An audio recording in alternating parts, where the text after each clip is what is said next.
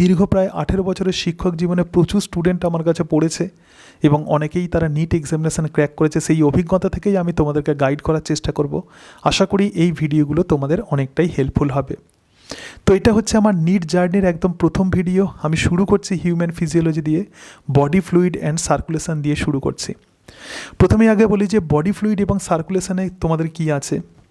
দেখো, body fluid and সার্কুলেশনে নিটের সিলেবাসে যেটা আছে বা এনসিআরটি বই কিন্তু খুব ভালো করে তোমাদেরকে ফলো করতে হবে। এক্ষেত্রে ব্লাড সম্পর্কে আছে, ঠিক আছে।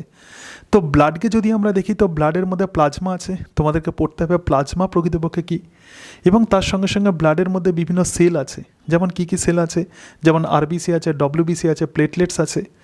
তো এইগুলো সম্পর্কে তোমাদেরকে আইডিয়া রাখতে হবে, ঠিক আছে। তো এটা হচ্ছে ব্লাড আছে। এর সাথে সাথে দেখো, এক্ষেত্রে দেখো আরবিসির স্ট্রাকচার আছে, তো আরবিসি সম্পর্কেও কিন্তু আইডিয়া রাখতে হবে। আরবিসির মধ্যে কিন্তু কোনো নিউক্লিয়াস থাকে না, আরবিসির প্রধানত ফাংশন কী। এর সাথে সাথে দেখো এক্ষেত্রে ডব্লিউবিসি আছে, ঠিক আছে। তো ডিফারেন্ট টাইপের যে ডব্লিউবিসি আছে, যেমন lymphocyte, monocyte, neutrophil, eosinophil, basophil, এদের ক্যারেক্টারিস্টিক ফিচার্স এবং তার সঙ্গে সঙ্গে এদের ফাংশন, এই সমস্ত বিষয়গুলো আছে। যেমন এক্ষেত্রে ইওসিনোফিল, লিম্ফোসাইট, প্লেটলেটস ইত্যাদি এদের ফাংশনগুলো আছে। নিটের সিলেবাসে যেগুলো আছে সেগুলো বলছি। এর সাথে সাথে দেখো ব্লাড গ্রুপ আছে, মানে বিভিন্ন যে ব্লাড গ্রুপ আছে, অর্থাৎ এ বি ও ইত্যাদি ডিফারেন্ট টাইপের ব্লাড গ্রুপ আছে। আরবিসি মেমব্রেনে প্রধানত যে অ্যান্টিজেন থাকে, তো সেই অ্যান্টিজেনের উপর বেশ করেই এই ব্লাড গ্রুপিং করা হয়। তো এই ব্লাড গ্রুপ সম্পর্কে তোমাদেরকে পড়তে হবে। আগে প্রথমে আইডিয়া নিয়ে নাও, তুমি যে চ্যাপ্টার পড়ছো তো সেই চ্যাপ্টারের মধ্যে কি আছে, আগে প্রথমে সেটা সম্পর্কে আইডিয়া নিয়ে নাও। এক্ষেত্রে দেখো ব্লাড গ্রুপ এ বি ও, তো সেই ব্লাডের মধ্যে কি আছে, আরবিসি মেমব্রেনে কোন ধরনের অ্যান্টিজেন আছে, প্লাজমাতে কোন ধরনের অ্যান্টিবডি আছে, এগুলো সম্পর্কে আইডিয়া রাখতে হবে। এর সাথে সাথে তোমাদের যেটা আছে সেটা হচ্ছে যে কোয়াগুলেশন অফ দ্য ব্লাড, অর্থাৎ ব্লাড ক্লটিং কীভাবে হয়, রক্ততঞ্চন। আমাদের দেহের কোনো জায়গা যদি কেটে যায় তাহলে সেই ক্ষতস্থান থেকে রক্তপাত হয়, এবং সেই রক্তপাত কিছুক্ষণ পরে 3 থেকে 8 মিনিটের মধ্যে রক্তপাত বন্ধ হয়ে যায়, তো তাকেই বলে কোয়াগুলেশন অফ দ্য ক্লটিং। তো ক্লটিং কীভাবে হচ্ছে সেই সম্পর্কে তোমাদেরকে আইডিয়া রাখতে হবে। এর সঙ্গে সঙ্গে আছে লিম্ফ, ঠিক আছে। লিম্ফ হচ্ছে tissue fluid, colourless fluid circulating in the lymphatic system. যে সমস্ত জায়গাতে ব্লাড প্রধানত নিউট্রিশন নিয়ে যেতে পারে না, নিউট্রিয়েন্ট বা অন্যান্য মেটেরিয়ালস নিয়ে যেতে পারে না, তো সেখানে এই লিম্ফ বা লসিকা প্রধানত সেই পদার্থগুলোকে নিয়ে যায়, ঠিক আছে। Essentially blood without RBC and the large protein, তার মানে লিম্ফের মধ্যে প্রধানত কোনো আরবিসি থাকে না, ঠিক আছে। তাহলে এই মানে লিম্ফ্যাটিক সিস্টেম সম্পর্কে তোমাদেরকে পড়তে হবে। এরপরেই যেটা আছে সেটা হচ্ছে হার্ট। আমাদের যে হার্ট আছে, একদম হার্টের ডিটেল স্ট্রাকচার তোমাদেরকে পড়তে হবে, যেমন অরিকেল কোনগুলো, ভেন্ট্রিকেল কোনগুলো, তার সঙ্গে সঙ্গে ডিফারেন্ট টাইপের ভাল্ব। তো এগুলো সম্পর্কে কিন্তু খুব ভালোভাবে আইডিয়া রাখতে হবে, রাইট। তারপরেই যেটা আছে দেখো ভাল্ব অ্যান্ড দ্য নোডালস টিস্যু, যেটা বলছিলাম, বাইকাসপিড ভাল্ব কোথায় থাকে, ট্রাইকাসপিড ভাল্ব কোথায় থাকে। হৃৎপিণ্ডের যে নোডাল টিস্যু আছে, যেমন SA node, AV node, bundle of His, Purkinje fibre, তো এই সমস্ত নোডাল টিস্যুগুলো সম্পর্কে আইডিয়া রাখতে হবে, ঠিক আছে। তারপরেই যেটা আছে সেটা হচ্ছে কার্ডিয়াক সাইকেল, ঠিক আছে। 0.8 সেকেন্ড সময় ধরে হৃৎপিণ্ডের এই যে সিস্টোল হচ্ছে, সংকোচন এবং ডায়াস্টল হচ্ছে, এই সময় অলিন্দ এবং নিলয়ের মধ্যে কী কী পরিবর্তন হচ্ছে, তো সেগুলো সম্পর্কে আইডিয়া রাখতে হবে, মানে কার্ডিয়াক সাইকেল একদম ভালোভাবে তোমাদেরকে পড়াবো, ঠিক আছে।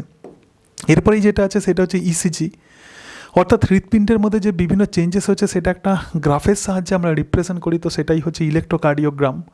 তো এই ইসিজির মধ্যে পি ওয়েভ আছে, পি ওয়েভ আছে, কিউআরএস ওয়েভ আছে, টি ওয়েভ আছে, ঠিক আছে। এই যে ডিফারেন্ট যে ওয়েভগুলো আমরা ইসিজির মধ্যে দেখতে পাই, সেই ওয়েভগুলো থেকে প্রচুর প্রশ্ন করা হয়, তো সেই সম্পর্কে আমরা অ্যানালাইসিস করব। এটা হচ্ছে ডাবল সার্কুলেশন পাথওয়ে। দেখো হার্টের মধ্য দিয়ে মানুষের ক্ষেত্রে বা ব্লাডের ক্ষেত্রে প্রধানত 2 বার ব্লাড পাস করে, তো একেই আমরা বলবো ডাবল সার্কুলেশন। তো ডাবল সার্কুলেশন সম্পর্কে পড়তে হবে। এর সাথে সাথে কিছু রোগ আছে, কিছু ডিজিজ আছে, যেমন হাইপার টেনশন আছে, আথারোস্ক্লেরোসিস আছে, এনজাইন আছে, হার্ট ফেলিওর আছে, তো এরকম ডিফারেন্ট টাইপের ডিজিজগুলো আছে। তো এইগুলো নিয়েই প্রধানত বডি ফ্লুইড এবং সার্কুলেশন। তো তোমাদেরকে একটা বেসিক আইডিয়া আমি তোমাদেরকে দিলাম। তো এরপরে আমরা দেখব, একদম আমি নোটসের মধ্যে চলে যাব, ঠিক আছে। আমার যে নোটস আছে, তো সেই নোটস থেকেই প্রধানত তোমাদেরকে পড়াবো, এবং এই নোটস একদম কিন্তু এনসিআরটি বেসড নোটস, ঠিক আছে। অর্থাৎ এনসিআরটি থেকেই প্রধানত এই নোটসগুলো তৈরি করা আছে। আশা করি তোমাদের অনেকটাই হেল্পফুল হবে। এবং এনসিআরটি এনসিইআরটি কিন্তু অত্যন্ত গুরুত্বপূর্ণ। নিট এক্সামিনেশান ক্র্যাক করতে গেলে এনসিইআরটি কিন্তু খুব ভালো করে ফলো করতে হবে। তাহলে নিটের নোটসে চলে যাই, ঠিক আছে? আচ্ছা, দেখা আছে বডি ফ্লুইড অ্যান্ড সার্কুলেশন ইউনিটে আছে unit 5 chapter 18। Unit 5 chapter 18 body fluid and circulation. তো প্রথমেই যেটা আছে তো সেটা হচ্ছে ইন্ট্রোডাকশান। দেখো, different group of animals have the different methods for transport of the various materials. মানে আমাদের পৃথিবীতে প্রধানত বিভিন্ন গ্রুপের অ্যানিমেলস থাকে, কেউ প্রোটোজোয়া, কেউ পরিফেরা, কেউ নিডারিয়া, কেউ টিনোফোরা। তো ডিফারেন্ট গ্রুপের অ্যানিমেল প্রধানত বিভিন্নভাবে বিভিন্ন মেটেরিয়ালসকে তারা সার্কুলেট করে বডিতে। এবং এক্ষেত্রে সিম্পল যে সমস্ত অর্গানিজমস আছে, একদম এনসিইআরটিতে কিন্তু এগুলোই মেনশান করা আছে। সিম্পল যে অর্গানিজম আছে যেমন স্পঞ্জ এবং সিলেন্টারেটা। স্পঞ্জেস মানে ফাইলাম পরিফেরা এবং সিলেন্টারেটা মানে নিডারিয়া। এরা কি করে? এরা প্রধানত circulate water from the surrounding.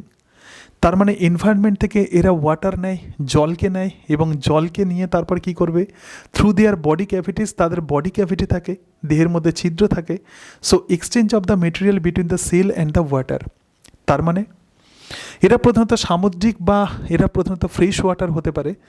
তাহলে যেগুলো লোয়ার যে সমস্ত অর্গানিজমস আছে তারা প্রধানত জলের সাহায্যে মেটেরিয়ালসকে এক্সচেঞ্জ করে, ঠিক আছে? তাহলে এক্ষেত্রে মেন যে সার্কুলেটরি ফ্লুইড তো সেটা কিন্তু ওয়াটার। স্পঞ্জ আছে এবং স্পঞ্জের দেহে অসংখ্য ছোট ছোট ছিদ্র থাকে, তো তাকেই আমরা বলবো অস্টিয়া। তাহলে সারাউন্ডিং মিডিয়া থেকে ওয়াটার কি হচ্ছে? এই অস্টিয়ার মধ্যে প্রবেশ করছে এবং তারপর অস্কিউলাম দিয়ে বেরিয়ে যাচ্ছে।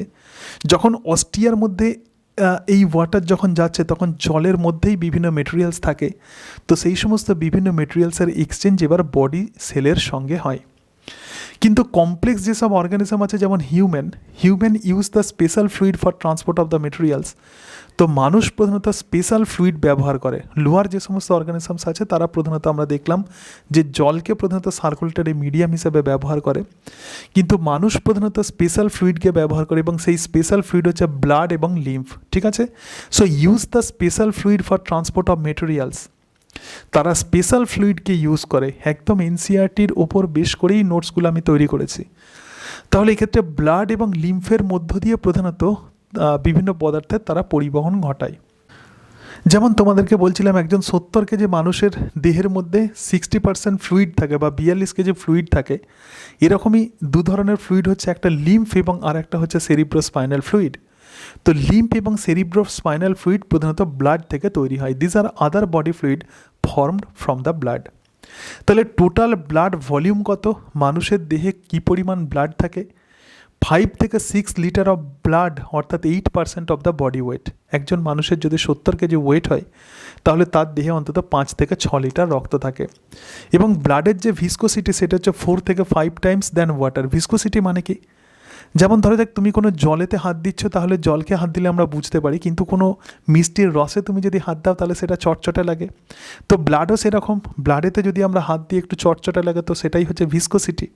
তাহলে ভিসকোসিটি কত? 4 থেকে 5 টাইমস দ্যান ওয়াটার। এবং পিএইচ কত? 7.4 প্লাস মাইনাস 0.5। তার মানে 7।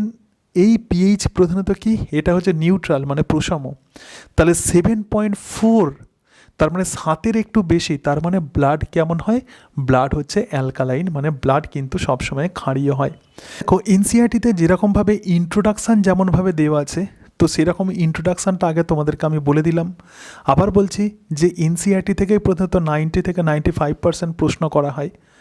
তো সেখান থেকে ডিরেক্টলি প্রশ্ন করা হতে পারে অথবা ইনডিরেক্টলি প্রশ্ন করা হতে পারে। সেই জন্য ইন্ট্রোডাকশান যেমন আমি কোনো অংশ কিন্তু আমার নোটসে বাদ দিইনি। ইন্ট্রোডাকশান যেমন বললাম, এবার একদম মেন জায়গাতে আমরা চলে এসেছি, ঠিক আছে?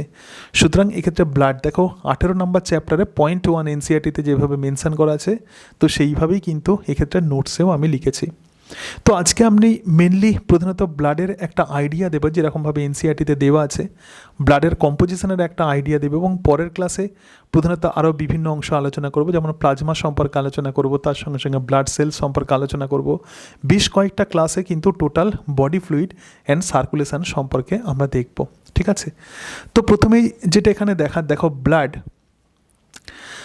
প্রধানত কি? ব্লাড প্রধানত স্বাদে লবণাক্ত, মানে এর টেস্ট কিন্তু সল্টি হয়। কেন ব্লাডের টেস্ট সল্টি হয়? কারণ ব্লাডের মধ্যে NaCl থাকে। এবং আগেই দেখেছি ব্লাড কিন্তু স্লাইটলি বেসিক, মানে এর যে নিউট্রাল পিএইচ, তো পিএইচ কিন্তু 7-এর একটু বেশি হয়, সেই জন্য এটা কিন্তু স্লাইটলি ক্ষারীয় হয়। এবং flow through the heart and the blood vessel, তাহলে ব্লাড কোথা দিয়ে ফ্লো হয়?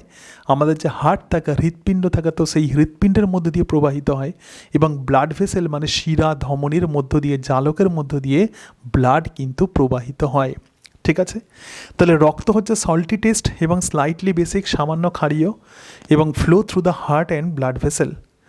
এবং ব্লাড কিন্তু একটা লিকুইড কানেকটিভ টিস্যু, এটাকে তরল যোগ কলা বলা হয়। এটা কিন্তু স্পেশাল টাইপের কানেকটিভ টিস্যু। কেন এটাকে তরল বলা হয়? কারণ রক্ততে যে কোষীয় উপাদান থাকে, তো সেই কোষের তুলনায় এর মধ্যে ম্যাট্রিক্স বা ধাত্রের পরিমাণ বেশি থাকে, মানে প্লাজমার পরিমাণ বেশি থাকে। প্লাজমা থাকে 55%, আর সেল থাকে কত? 45%, এবং সেই জন্যই রক্ত তরল। আর কানেকটিভ কেন বলা হচ্ছে? কারণ বিভিন্ন অঙ্গ আর তন্ত্রের মধ্যে যোগাযোগ রক্ষা করছে, সেই জন্য ব্লাড হচ্ছে একটা স্পেশাল টাইপের কানেকটিভ টিস্যু। কারণ ব্লাডেতে প্লাজমা থাকে 55%, দেন দ্য সেল, তাহলে সেল কিন্তু অনেক কম থাকে। এবং ব্লাডের যে ডেভেলপমেন্ট হয় সেটা হচ্ছে আমাদের মেসোডাম থেকে, অর্থাৎ আমরা যখন এমব্রায়োনিক কন্ডিশনে থাকি তখন 3টে জার্ম লেয়ার আমাদের দেহের মধ্যে তৈরি হয়, একটা একটোডাম, একটা মেসোডাম, একটা এন্ডোডাম। তো একটোডাম থেকে যেমন আমাদের স্কিন তৈরি হয়, এন্ডোডাম থেকে আমাদের ডাইজেস্টিভ সিস্টেম তৈরি হয়, সেরকমভাবে মাসেলস এবং তার সঙ্গে সঙ্গে ব্লাড কোথা থেকে ডেভেলপ করে? মেসোডাম থেকে ডেভেলপ করে। এরপর দেখো ব্লাডের যদি আমরা কম্পোজিশন দেখি, অর্থাৎ রক্তের মধ্যে আমরা কি দেখতে পাবো, প্রধানত এই ব্লাডের কম্পোজিশনগুলোই আমাদেরকে পড়তে হবে, যেটা তোমাদেরকে প্রথমেই দেখালাম যে রক্তের এই যে প্লাজমা এবং তার সঙ্গে সঙ্গে সেল আছে, তো সেই প্লাজমার মধ্যে কি থাকে এবং সেলগুলোর মধ্যে কি থাকে, সেলের স্ট্রাকচার কেমন এবং সেই সেলগুলো কি ফাংশন করে, এটাই কিন্তু মেনলি তোমাদেরকে বুঝতে হবে, রাইট? চলো, তাহলে blood collected from an individual, একটা মানুষের দেহ থেকে আমরা ব্লাড কালেকশান করে নিলাম। করে নেওয়ার পরে কি হচ্ছে? অ্যাডিং অ্যান্টিকোয়াগুলেন্ট, অর্থাৎ তঞ্চন রোধক কিছু পদার্থ দিয়ে দিলাম। কেন?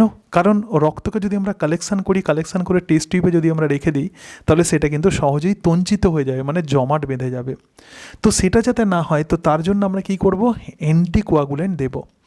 এবং সেন্ট্রিফিউজ দ্য স্যাম্পল, এক্ষেত্রে দেখতে পাচ্ছ একটা টেস্ট টিউব আছে, এবং এই টেস্ট টিউবের মধ্যে ব্লাড স্যাম্পেলকে রেখে সেন্ট্রিফিউজ মানে কি? ঘোরানো।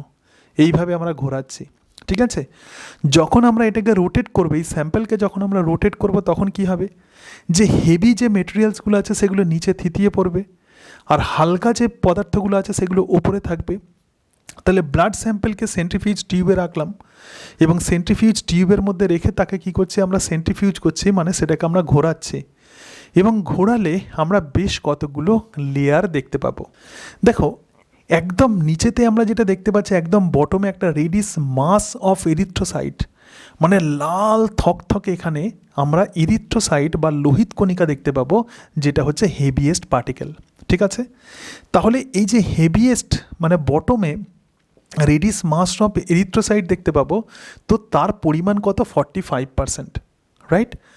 তাহলে যখন আমরা সেন্ট্রিফিউজ যন্ত্রতে যখন আমরা ব্লাডকে ঘোরাচ্ছি, তখন যেটা ভারী যে সমস্ত মেটেরিয়ালসগুলো সেগুলো একদম টেস্ট টিউবের নিচেতে সেগুলো থিতিয়ে পড়ছে, এবং সেগুলোই হচ্ছে লোহিত কণিকা বা আরবিসি।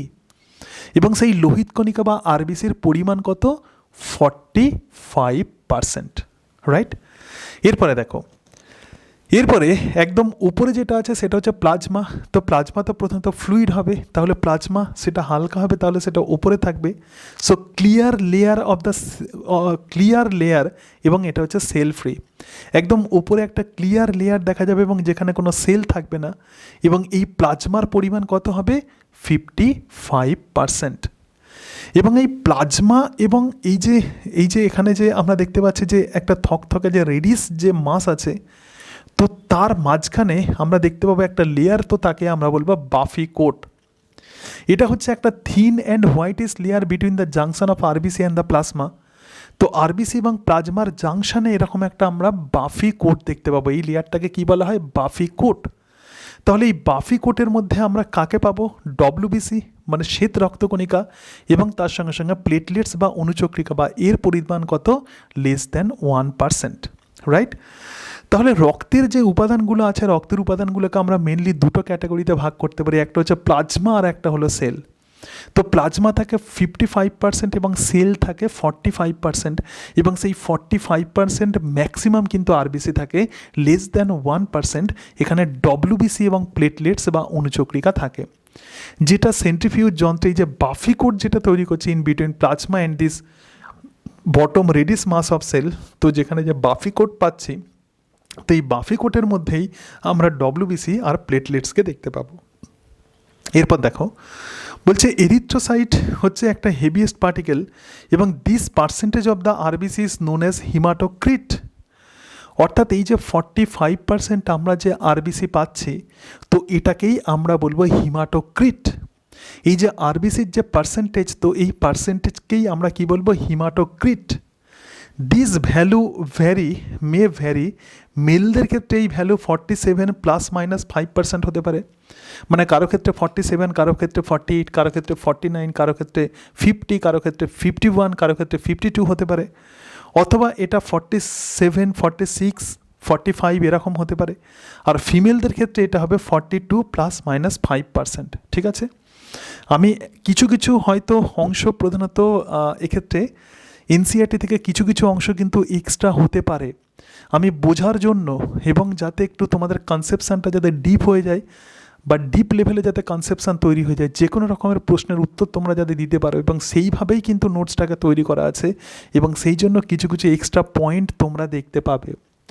সকল কোচিং সেন্টারগুলোতে যে এক্সট্রা পয়েন্টগুলো প্রধানত আলোচনা করা হয় না, তো সেগুলো কিন্তু এক্ষেত্রে আমি রেখেছি, কারণ আমার মনে হয়েছে এটা বোঝার জন্য অত্যন্ত গুরুত্বপূর্ণ। আমার দীর্ঘ 18 বছরের শিক্ষক জীবনে প্রচুর স্টুডেন্ট আমার কাছে পড়েছে, তারা মেডিকেল ক্র্যাক করেছে, তারা নিট ক্র্যাক করেছে, এবং সেই অভিজ্ঞতা থেকেই তোমাদেরকে বলছি এবং সেই অভিজ্ঞতা থেকেই তোমাদেরকে পড়ানোর চেষ্টা করছি। নোটস থেকে কেন পড়াচ্ছি, কারণ তোমাদের সুবিধা হবে, এবং এই নিটেতে কিন্তু নোট মেকিং অত্যন্ত গুরুত্বপূর্ণ। নিজের মতো করে তোমরা নোটস তৈরি করবে। এক্ষেত্রে যে নোটস লিখেছে একদম নিচে হাতে লিখে লিখে এনসিইআরটি বই প্লাস বিভিন্ন ফিজিওলজি বই ফলো করে আমি লিখেছি। ঠিক আছে, তাহলে দেখো এক্ষেত্রে WBC plus platelets plus RBC এই তিনটে মিলে যেটা তৈরি করছে, তো সেটাই হচ্ছে ফর্মড এলিমেন্ট। সুতরাং এই ভিডিওতে আমরা দেখে নিলাম যে রক্তের বিভিন্ন উপাদানগুলো প্রকৃতপক্ষে কী। তাহলে একটু তোমাদেরকে সামারাইজ করে দিই। দেখো এনসিইআরটিতে প্রথমেই যেটা আছে, তো সেটা হচ্ছে ইন্ট্রোডাকশান, মানে বিভিন্ন গ্রুপের অর্গানিজম প্রধানত বিভিন্নভাবে তারা মেটেরিয়ালসকে প্রধানত পরিবহন করে দেহের মধ্যে। যেগুলো লোয়ার গ্রুপের যে সমস্ত অ্যানিম্যালস আছে, তারা প্রধানত জলের সাহায্যে বিভিন্ন মেটেরিয়ালসকে তারা পরিবহন করে। আর মানুষ প্রধানত কী কাজ করে, ব্লাড এবং লিম্ফের মধ্য দিয়ে বিভিন্ন মেটেরিয়ালসকে পরিবহন করে, এবং আমাদেরকে পড়তে হবে এই ব্লাড আর লিম্ফের মধ্যে কী আছে। ঠিক আছে, এর সঙ্গে সঙ্গে দেখো আমাদের দেহতে আমরা কত পার্সেন্ট পর্যন্ত বডি ফ্লুইড দেখতে পাই। অন্তত এক্ষেত্রে একটা 70 কেজি মানুষের দেহতে বডি ফ্লুইড থাকে 42 কেজি, এবং এই বডি ফ্লুইড ব্লাড হতে পারে, লিম্ফ হতে পারে, সেরিব্রোস্পাইনাল ফ্লুইড হতে পারে। তো লিম্ফ এবং সেরিব্রোস্পাইনাল ফ্লুইড প্রধানত কিন্তু ব্লাড থেকেই তৈরি হয়, এবং তার সঙ্গে সঙ্গে ব্লাডের কিছু এক্ষেত্রে ইম্পর্টেন্ট প্রপার্টি আমরা দেখলাম। এবং ব্লাড দেখো, ব্লাড প্রধানত কাকে বলে, তো তার কিছু মানে ডেফিনেশান এক্ষেত্রে আমরা দেখলাম, এবং তার সঙ্গে সঙ্গে ব্লাডের কম্পোজিশান বোঝার জন্য এই ব্লাড স্যাম্পেলকে আমরা সেন্ট্রিফিউজ করি, এবং সেন্ট্রিফিউজ করলে আমরা কোন মেটেরিয়ালস পাবো, তো সেটাই আমরা দেখলাম। রাইট, আচ্ছা এবার তোমাদেরকে একটু ছবির সাহায্যে দেখিয়ে দিই। দেখো তো যে অংশগুলো দেখলাম একটু এখান থেকে দেখে নাও। দ্য ব্লাড হচ্ছে the connective piece of blood, হচ্ছে একটা স্পেশাল টাইপের যোগকলা, responsible for transporting oxygen, nutrient and the hormone, মানে অক্সিজেন যেমন পরিবহন করে বিভিন্ন পুষ্টিকর পদার্থ, তার সঙ্গে সঙ্গে হরমোন পরিবহন করে, এবং তার সঙ্গে সঙ্গে রিমুভিং দ্য ওয়েস্ট, মানে এই সমস্ত মেটেরিয়ালসগুলোকে সে সেলে নিয়ে যায় এবং সেল থেকে ওয়েস্ট মেটেরিয়ালকে দেহের বাইরে নির্গত করে। It accounts for approximately 70% of the body weight, মানে এর যে পরিমাণ থাকে সেটা 5 থেকে 5.5 লিটার। ঠিক আছে, ব্লাডের যে কম্পোজিশন যেটা বলছিলাম, যে ব্লাডের মধ্যে প্লাজমা থাকে, তাহলে এক্ষেত্রে প্লাজমা মানে এক্ষেত্রে দেখতে পাচ্ছ এই যে অংশটা, তো সেগুলো হচ্ছে প্লাজমা, লাল লাল যে অংশগুলো আছে তো সেগুলোই হচ্ছে সেল। তাহলে প্লাজমা হচ্ছে স্ট্র কালার্ড ভিসকার ফ্লুইড এবং constituting the 55% of the blood volume. Total যে ব্লাড আছে তার 55% প্লাজমা, এবং ফর্মড এলিমেন্ট মানে যেগুলো সেল, যাদের একটা নির্দিষ্ট আকৃতি আছে, তো তার পরিমাণ হচ্ছে 45%। ঠিক আছে, এরপরে দেখো, এরপরে যে অংশটা আছে তো সেটাই হচ্ছে এরিথ্রোসাইট। এগুলো সম্পর্কে আমরা পরে পড়ব। এটা দেখতে পাচ্ছ একদম লোহিত রক্তকণিকা আছে, একদম ডাম্বেল শেপেড লোহিত রক্তকণিকা। তার সঙ্গে সঙ্গে এখানে দেখো ডব্লিউবিসি আছে, ডিফারেন্ট টাইপের ডব্লিউবিসি। তাহলে এই যে ফর্মড এলিমেন্ট আছে যেমন আরবিসি আছে, তার সঙ্গে সঙ্গে ডিফারেন্ট টাইপের ডব্লিউবিসি আছে। দেখো এগুলো প্রথমত সেল লিম্ফোসাইট আছে, মোনোসাইট, ইওসিনোফিল, বেসোফিল, নিউট্রোফিল ইত্যাদি ডিফারেন্ট টাইপের সেল থাকে, ঠিক আছে। তার সঙ্গে সঙ্গে তাদের কাজ আছে। তো এইগুলোই প্রধানত আমরা দেখলাম। তো এর পরের দিন আমরা আলোচনা করব এই যে ব্লাড সেল আছে, বিভিন্ন ব্লাড সেলগুলো মানে প্লাজমা সম্পর্কে যেমন আমরা আলোচনা করব, তার সঙ্গে সঙ্গে লোহিত কণিকার গঠন এবং তার সঙ্গে সঙ্গে এখানে যে ডব্লিউবিসি আছে, ডিফারেন্ট টাইপের ডব্লিউবিসি ইত্যাদি। তো এই বিষয়গুলো পরের ভিডিওতে আলোচনা করব। আশা করি এইভাবে পড়ালে তোমাদের অনেকটাই সুবিধা হবে, তোমাদের অনেকটাই হেল্প হবে। এবং এই ভিডিওর ডেসক্রিপশান বক্সে একটা হোয়াটসঅ্যাপ গ্রুপের লিঙ্ক দেওয়া থাকবে। তোমরা যারা নিটের প্রিপারেশনের জন্য আমার টাচে আসতে চাও, তোমরা সেই হোয়াটসঅ্যাপ গ্রুপের লিঙ্কে আমার হোয়াটসঅ্যাপ গ্রুপে তোমরা জয়েন হয়ে যাবে। তোমাদের প্রত্যেকের সফলতা কামনা করি এবং আবারও বলছি যে স্বপ্ন দেখো, যে তুমি নিট এক্সামিনেশান ক্র্যাক করবে, এই স্বপ্নটা তুমি দেখো। তোমার নিজের মনের যদি ইচ্ছা থাকে তবেই তুমি এই এক্সামিনেশান ক্র্যাক করতে পারবে। কোচিং সেন্টার প্রচুর অর্থ দিয়ে তুমি ভর্তি না হলে যে ক্র্যাক করতে পারবে না এরকম কিন্তু নয়। তোমার যদি প্রকৃত যদি ইচ্ছা থাকে তুমি নিশ্চয়ই এই এক্সামিনেশান ক্র্যাক করতে পারবে। একদম নিরবিচ্ছিন্ন প্রিপারেশান, তার সঙ্গে সঙ্গে নিজের notes making, previous years questions paper follow করা। আমি যে ভিডিওগুলো বলছি এগুলোকে তোমরা একটু দেখবে, ঠিক আছে। তাহলেই দেখবে যে প্রিপারেশান একদম হয়ে যাবে এবং এনসিইআরটি লাইন বাই লাইন ভালো করে পড়ার চেষ্টা করবে। নোট মেকিং অত্যন্ত গুরুত্বপূর্ণ। এই নোটসই তোমাকে 360 স্কোর করতে হেল্প করবে। তো আজকে তাহলে এই পর্যন্তই। তোমরা সকলে ভালো থেকো, তোমাদের প্রত্যেকের সফলতা কামনা করি। So thank you and that's it.